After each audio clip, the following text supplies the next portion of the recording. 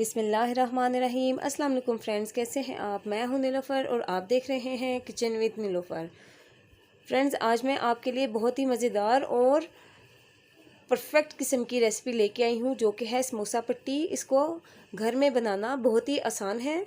मैं आपको आसान तरीके से आज समोसा पट्टी की ये रेसिपी बताऊंगी। अक्सर घरों में ये प्रॉब्लम होती है कि जब हम समोसा पट्टी बनाते हैं तो वो बहुत ही हमारा जो साइड से है आटा ज़ाया हो जाता है। आज मैं आपको बिल्कुल आटे को ज़ाया किए बगैर समोसा पट्टी की रेसिपी जो है मैं बनाना आपको सिखा रही हूँ। उम्मीद करती हूँ आपको आज की मेरी वीडियो पसंद आएगी। फ्रेंड्स, इसके लिए मैंने एक बाउल ले लिया है। उसमें मैंने 4 कप मैदा ले लिया है। 4 कप मैदा यानी 1 किलो मैंने मैदा ले लिया है। और 1 किलो मैदे में मैंने 1 टीस्पून नमक ले लिया है। नमक शामिल करने के बाद इसमें मैं हस्बे ज़रूरत पानी डाल के, जैसे नॉर्मल आटे को गूंथते हैं ऐसे मैं इस आटे को गूंथ लूँगी। आटा हमारा जो है बहुत ज़्यादा नरम नहीं होना चाहिए। मैंने आटे को सख्त रखना है ताकि जब हम पेड़ा बेलते हैं तो उसकी रोटी हमें हल्की सी सख्त चाहिए। आजकल तो वैसे भी गर्मी है और गर्मी की वजह से वैसे भी आटा जो है बहुत ही वो हो जाता है, नरम हो जाता है। तो इसलिए हमें आटा जो है वो सख्त लेना है, बहुत ज़्यादा हमें नरम आटा नहीं गूंदना।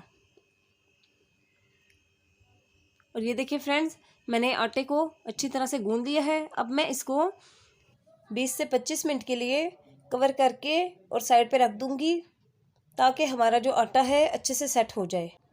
और ये देखिए फ्रेंड्स, हमारा जो आटा है अच्छे से सेट हो चुका है। अब मैंने एक ट्रे ले ली है, उसमें मैंने थोड़ा सा मैदा डाल के और जो आटा मैंने गूंदा था उसके मैं ये देखें इतने छोटे छोटे से पेड़े करके एक साइड पे रख लूँगी। इसी साइज़ के मैं पेड़े बना लूँगी सारे और एक साइड पे रख दूँगी। और ये देखिए मैंने सब पेड़े बना लिए हैं। अब मैं मैदा नीचे डस्ट कर रही हूँ। थोड़ा सा मैदा डस्ट करने के बाद मैं एक एक पेड़ा लूँगी और उसको मैं बेल के, इतना ज़्यादा और बड़ा हमने नहीं बेलना, बस हल्का हल्का सा बेल लूँगी उसको। बेलने के बाद और सब पेड़ों को एक साइड पे मैं रख दूँगी।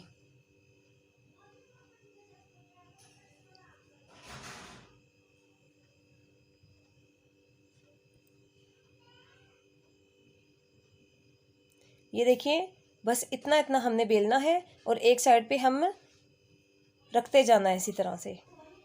और ये देखें एक पेड़ा जो है लिया था मैंने, उसकी मैंने रोटी बेल ली है। अब मैंने दूसरा पेड़ा ले लिया है और हमने इसको जो मैदे के साथ अच्छी तरह से डस्ट करना है ताकि जो हमारी रोटी है जो हमने बेली है वो एक दूसरे के साथ चिपके नहीं।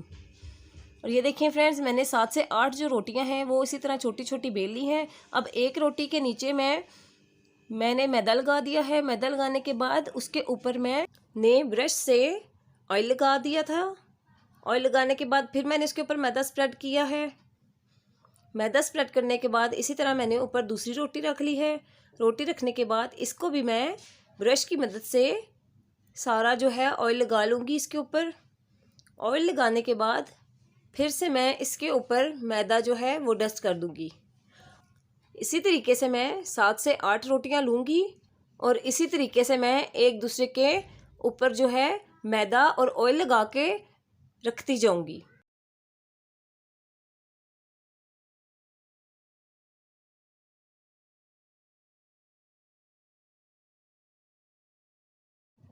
और ये देखिए मैंने जो है सारी रोटियां एक दूसरे के ऊपर रख दी हैं और अब मैं इन सबको अच्छे से बेल लूँगी।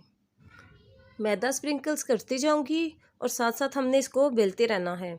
ना हमने इसको इतना मोटा रखना है और ना ही ज़्यादा पतला बेलना है, बिल्कुल हमने इसको दरमियाना सा बेल लेना है। और ये देखिए इसको मैंने अच्छे से बेल लिया है। अब मैंने एक पिज़्ज़ा कटर ले लिया है। पिज़्ज़ा कटर की मदद से इसकी जो साइडें हैं वो मैं अलग कर लूँगी। चारों तरफ से मैं इसकी साइडें जो है अच्छे से अलग कर लूँगी। ये देखिए बिल्कुल अच्छे से आपने ऐसे ही अलग कर लेनी है। और ये जो साइड से बचा है ये देखें, ये बिल्कुल भी ज़ाया नहीं होगा। इसको मैं इसी तरह से दोबारा बेल के और दोबारा मैं अपनी जो है मांडा पट्टी वो तैयार कर लूँगी। इस तरीके को अपनाने से कभी भी हमारा जो आटा है वो ज़ाया नहीं होगा, बल्कि ज़्यादा से ज़्यादा हमारे पास जो है मांडा पट्टी वो तैयार हो जाएंगी। ये देखें, चारों तरफ से मैंने अलग कर लिया है। मेरे पास अब स्क्वायर शक्ल में जो है एक रोटी आ गई है।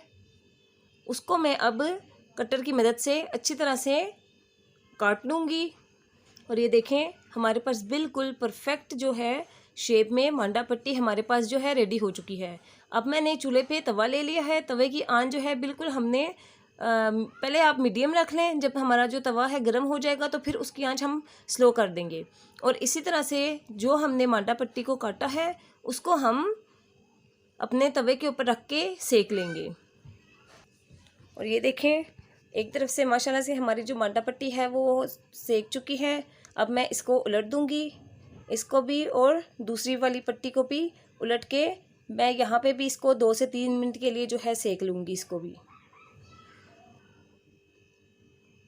और ये देखें, हमारी जो मांडा पट्टी है वो दोनों तरफ से सेक चुकी है, बहुत ही अच्छे से जो है वो तैयार हो चुकी है। अब मैं इनको उतार लूँगी। सारी मांडा पट्टियों को इसी तरह से मैं तवे पे सेक लूँगी। और ये देखें जी, जो मैंने अपनी मांडा पट्टियों को जिनको सेका था वो कितनी हमारी परफेक्ट तैयार हो चुकी हैं। अब ये गर्म हैं, हल्की सी ठंडी होने पे इनको मैं सारी जो मेरी मांडा पट्टियाँ हैं उनको मैं अलग कर लूँगी। और ये देखिए आप कितनी आसानी से ये अलग हो रही हैं। इनको अलग करते हुए आप लोगों ने ज़्यादा इसको खींचना नहीं है, बिल्कुल आराम से इसकी साइडों पे भी साइडों से इनको अलग करते जाना है। अलग करके आराम से हम इनको उतार लेंगे। और ये देखिए जी, कितनी परफेक्ट हमारे पास जो है हमारे पास पट्टी जो है मांडा पट्टी वो तैयार हो चुकी है।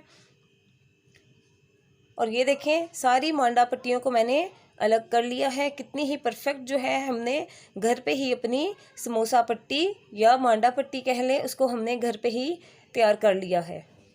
आप मेरी इस रेसिपी को शुरू से लेके एंड तक पूरा फॉलो कीजिए और इंशाल्लाह मैं उम्मीद करती हूँ कि आप भी बिल्कुल मेरी तरह ही इसी तरह घर पे मांडा पट्टी घर पे ही आप तैयार कर सकते हैं। मैं इस मांडा पट्टी से आपको बहुत जल्द समोसा भी तैयार करना सिखाऊंगी। चिकन समोसा, आलू वाला समोसा, सब्ज़ी वाला समोसा, आप जो बनाना चाहते हैं आप इस मांडा पट्टी से बना सकते हैं।